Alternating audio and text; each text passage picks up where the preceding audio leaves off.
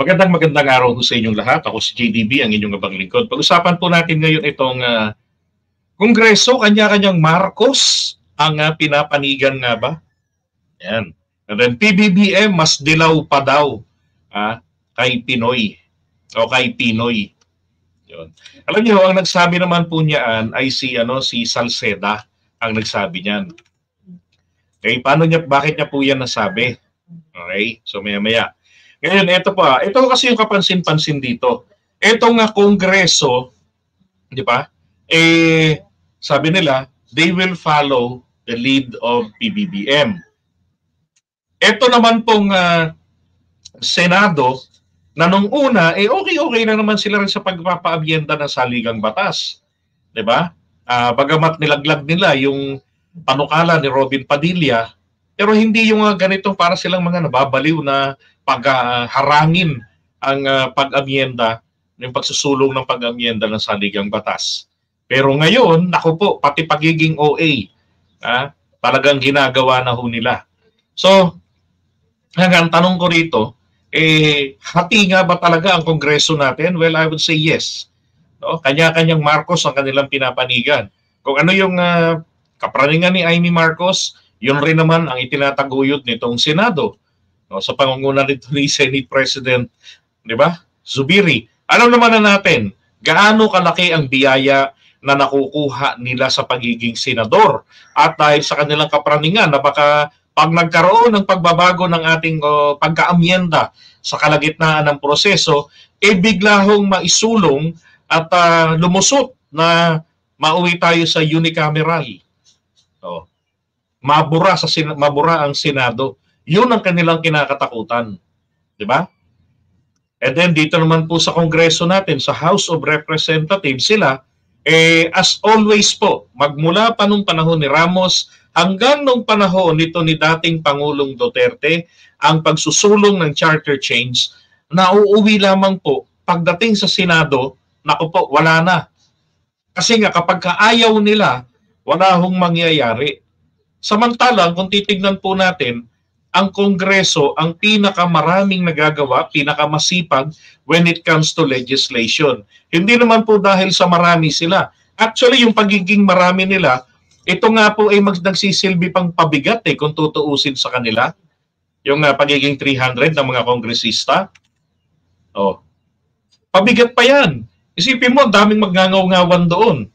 Di ba? Pero mas madali nilang nasusolve yung mga panukalang batas. Ang problema, maraming naaakyat sa Senado na wala hong nangyayari. Bakit? Una, kailangan din ulitin ng Senado yung ginawa nila. Diba? Magkakaroon din ng sariling committee hearings na as if walang kwenta yung mga ginawa ng Kongreso. Samantalang the same resource persons din naman ang kanilang tatawagin. Diba? Maaaring magkaiba-iba lang sila ng mga tanong. Bakit hindi na lang po kasi mangyari unicameral tayo dapat? Para kung sila ay may mga tanong, sila na mga mambabatas, di ba? Magkatanungan sa resource person, direkta na talaga once and for all. Isang tanong, maraming sagot at paliwanag. Dapat ganun. Kaso hindi. Iba ang pangit ang sistema natin. Ngayon, eto tingnan nyo Sabi ni Salceda, President's main governing theme is unity. 'Di ba? Etong kay PBBM, pagkakaisa yung kanyang pinaka-tema, pinaka-main ng kanyang administrasyon. So he is very careful not to be perceived as dismantling the 1987 Constitution. So ibig sabihin, sabi niya, dahil po sa isinusulong ng ating presidente ni PBBM ang pagkakaisa bilang pangunahin na slogan ng kanyang administrasyon, maingat ito na magalaw ang saligang batas. Okay? So, ibig sabihin, si PBBM po, kumbaga, sa pagkakapaliwanag ng pagsasabi niya, ito daw ay ayaw niya na magalaw-galaw ang saligang batas sa kanyang panahon. Although, dati pa, hindi pa siya presidente, open na po talaga si PBBM sa pag-update ng mga ilang provisions ng ating saligang batas, lalo na sa economic provisions. Ngayon, sabi nito ni ito yung sinabi ni Salceda, kaya niya po nasabi na mas dilawan pa to kay Pinoy. Okay? Kung etong si Pinoy, talagang hindi nito papayagan ang pagbabago ng saligang batas. Pero nung panahon nito, nagkaroon din ng ganyang mga usap-usapan, apparently hindi naman din nag-push through. No? Etong kay PBBM naman, any move against the 1987 Constitution, ituturing po kasi ito na paghihigante sa EDSA dahil sa pagpapatalsik yung kanilang pamilya noong 1986. So sabi ni Salceda, ingat na ingat dyan ang Presidente Marcos na baka isipin ng mga tao na ganun ang ginagawa niya. Vengador. Sabi niya. Pero, ito naman daw. Kaya sabi niya, kaya sabi ko, mas dilaw pa to kay Pinoy. So, for the President to come out in support of charter change, despite his usual reservations on such matters, clearly shows that he sees this as urgent. So, sa Tagalog, sabi niya, para sa Presidente, kay PBBM, na mauwi na sa pagsuporta sa pag-amyenda o pag-update ng ating saligang batas, paliwas doon sa kanyang agam-agam na gawin ito. Nagpapakita lamang ito o isang patunay na talagang kailangan ngang i-update ang ating saligang batas. This is urgent, sabi niya. So alam niyo na ha, kung bakit pong anong ibig sabihin, bakit nakalagay ro sa taas kanina na na mas dilawan pa o mas dilaw pa kay Pinoy. Yun po yung level of tawag dito not really protection ni PBBM sa saligang batas natin ngayon. Bagkus para hindi po maghinala ang mga Pilipino, lalo na yung mga detractors, na siya po ay naghihiganti lamang. Diba? Nakapaghihinayang naman itong unemployment rate natin na 4.7. Lalo na kung meron tayong foreign direct investment pa dito. Diba? Di mas maganda po, baka mag-negative pa tayo sa ating unemployment rate. Yun pong ating inflation, mangyayari po yan, bababa po yung ibig sabihin, hindi man bumaba yung presyo ng mga bilihin kasi that is almost impossible. Mangyayari lang yan kapag nag-sale dahil hindi nabibili na ng mga tao, isi-sale yung mga produkto na yan. Ang importante po rito ay bumaba ang unemployment rate to the point na mag-negative pa ito. Ibig sabihin, lagpas pa ang level ng oportunidad na trabaho sa mga nangangailangan ng trabaho. So double job is possible. Ngayon, ang inflation rate naman natin, mas mapapababa pa po ito. Ibig sabihin, mas lalaki pa ang sahod ng mga manggagawa. And therefore, pag malaki sahod mo, mataas ang purchasing power ng pera mo, ng sahod mo. Diba? Kasi marami kang pambili. Again, kung aasa ka na ibaba ang presyo ng mga bilihin, wag na, masasaktan ka lang. Ang importante rito, meron tayong pambili. At dumami ang ating pambili. Okay? Ngayon, sabi ni Salceda yung sinasabi ko rito kanina na ang Kongreso o yung both houses, kanya-kanya bang Marcos ang pinapanigan? Sabi ko nga kanina ay yes. Now, according to Joey Salceda, follow the President, the House will follow the President, period. So let there be no other ambiguity about it. Palagi kasing may ambiguity, palaging pinalalabo, palagi yung sinisiraan ng Senado at naglalagay sila ng agam-agam para hindi po suportahan ng mamamayan ang charter change.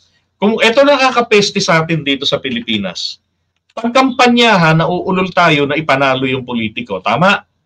Kapag nakapwesto na at umaaksyon na at tinamaan ang ating constitution, tayo na ulol na maipanalo yung politiko. Pero napansin ko dati pa tayo rin tumututol. Hindi, gusto lang niyang manatili sa pwesto. Di ba? Ganon tayo nagpapabudol noon. O dapat o hindi na ngayon ganon. Sumugal tayo. Ang tagal na nating kinikip ang konstitusyon natin. Marami ng mga eksperto pa sa ekonomiya, hindi politika. Hindi yung mga constitutional framers, hindi yung Chief Justice dati ng Supreme Court ang magsasabi tungkol sa ating ekonomiya. What they know is the legality. Pero when it comes to economy, running the economy, that is another story. So doon po tayo magtiwala sa mga negosyante. Di ba? Na nagsasabi kung ano yung kakulangan natin. Oh. Although meron not all businessmen in their sector is in favor of the charter change. May mga agam-agam din naman sila. Pero nagwawakas din naman po sila talaga rito sa dapat nga naman maging maluwag ang ating mga provisions dyan sa ating saligang batas. Sabi niya dyan ha, so let there be no other ambiguity about it or of the direction of the House, of what the House will do, we will follow the President. Period. Now, rito naman po kay Rep. Dong Gonzales, sabi niya, ang masasabi ko lang, it's very loud and clear from the President, we will follow the President.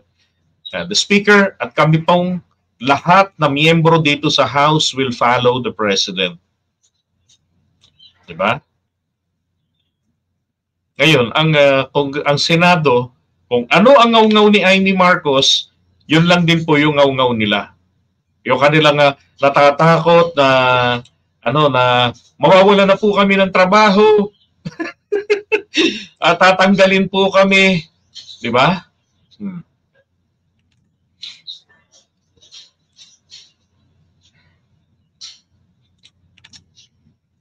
Kaya para sa akin mga kababayan, dapat po etong ating Senado at Kongreso hindi na po nila pairalin yung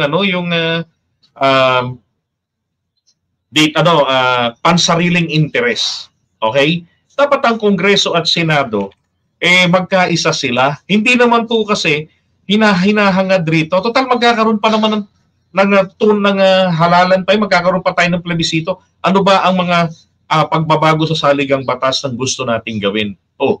Edi kung ano lang yung lumitaw doon na tanong at binoto ng mga tao na baguhin, galawin sa saligang batas, yun lang yung baguhin. Hindi na yung kung ano-anong mga kapraningan na hanap ng butas na keso nakalagay ron sa People's Initiative, ganito, tatanggalan kami. Putragis. Ang tagal ng issue yan, bakit ni isang senador, ni isang kongresista rin naman walang nagpunta sa Supreme Court? For the Supreme Court to go over to the transcript of debate, yung transcript po ng debate habang ginagawa ang isang batas o bahagi ng ating konstitusyon, yan po ay itinuturing na bahagi po ng ating batas. Nagiging basihan ito ng mga desisyon ng Korte Suprema o maging ng mga lower courts sa pag-a-apply o paglalapat ng batas sa mga usapin. Diba? O para talagang makita nila roon na shit, voting separately pala. This is the mechanism. Gawin na nila. Diba? Voting as one pala ito jointly. Kaya Congress lang ang term na ginamit ng mga constitutional framers. Diba? Nasa kanilang mindset, when you say Congress, composition ito ng Senate at ng lower house. Diba? Dapat para maging malinaw na kasi po, kapag kaayaw dito sa mga politiko natin, pag ayaw nila, ang dami nilang gagawing dahilan. Ang dami nilang gagawing loopholes. Alam niyo ho ang loopholes, bahagi po ito mismo ng batas. Kaya nga sinasabi, di ba? In every rule, there's exemption. Bakit?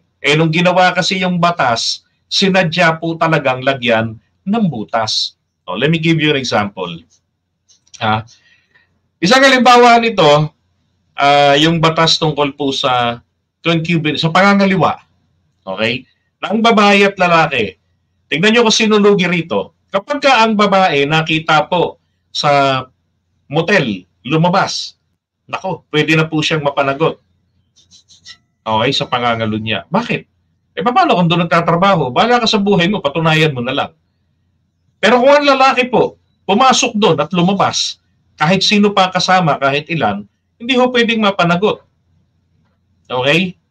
Yung babae, doon pa lamang po sa lugar na yan, pwede na. Si lalaki na huli mo na, tumutotnak na, nako, hindi mo pa rin pwedeng mapanagot. Bakit? Kasi ho yung nakalagay po roon sa concubinage, dapat po ginawa ito doon sa kanilang matrimonial bed. Sa bahay nila, kailangan pa, conjugal pa nila. Paano kung hindi conjugal o hindi ho makakasuhan ang lalaki sa pangangalunya? Di ba? Oh, yun ho yung batas na yan. Ako, napaka-unfair. Kaya nagkaroon tayo, ayaw po yung ipabura ng mga mambabatas kasi yan ang gamit nila. So, ano pong ginawa? Nagkaroon tayo ng Bausi Law. So, yun ho ang ibig sabihin ng loopholes. Loopholes is actually embedded. Okay? Doon mismo sa batas nung ito ay gawin. So, ito pong mga kongresista natin, pag ayaw nila, o mga senador natin, pag ayaw nila, naku, ang gagaling ng mga yan, gumawa ng o humanap ng butas. Kung walang butas, they create the loopholes. Diba? Sa ngayon, ang kailangan natin dito, mag-focus itong dalawang kapulungan, ang Senado at Kongreso, regardless kung sinong Marcos pa yan, ang susundin nila, dapat ang sundin po nila kung ano ang dikta ng sikmura ng taong bayan. Kung hindi kayang mag-provide ng gobyerno ng hanap buhay sa mamamayan, pero meron tayong another option, ibigay nila sa taong bayan. Dahil itong mga to, sa ngayon, swerte natin, ang Kongreso natin, ang mababang kapulungan, pumapabor sila sa pag-update ng saligang batas. And apparently, ang Senado natin, ito naman ang praning dahil lamang po sa sarili nilang kapakanan ang iniisip nila, kapraningan na hindi naman nag-i-exist. Di ba? Na sila po'y mawawala ng hanap buhay. Buisit na mga senador na to. Oh. Sila nakapanig kay Amy. Amy naman na kontra lagi sa polisiya ng ating presidente. Kay Amy Marcos kasi, sabi naman niya, nagdeklara na siya na kahit mag-isa na lamang siya, mananatili siya. Di ba? Na DDS. Kaya po siya nagpapaka-DDS. Okay sana yung pagsuporta sa mga Duterte kung, 'di ba? Malinaw rin naman yung pagsupport yung pagtataguyod niya sa interes ng ating bayan. Hindi yung kontra sa lahat ng panukala ng ating presidente. Mabuti kung may alternative na pinoprovide na isinasuggest puro wala, puro nakakaloka Di ba? Tapos Maria Josep, yung senadora ninyo, mga Marcos loyalist, itawid nyo na yan. Diyos ko, hindi nyo kailangan ang taong yan kasi Marcos yan. Ako, tigilan nyo, maawa kayo sa kaldero ninyo, sa rice cooker ninyo. Baka pati pambayad, pag naging presidente pa yan, baka pambayad ng kuryente, mawalan na tayo. Mauwi na tayo sa kaldero. Problema natin sa kaldero, ang laman. Hindi siya nakakatulong sa totoo lang sa ating presidente. Pabigat pa. Kaya ang inaasahan natin, ako tuwan-tuwa talaga ako, senador na si Amy, tapos magiging presidente si PBBM. Di ba? Magkakaroon ng malakas na talagang suporta mula po sa Senado. Ang problema, baliktad Di ba? Si Amy papabigat. Okay, so iwan muna natin yan. Pag-usapan naman natin yung susunod.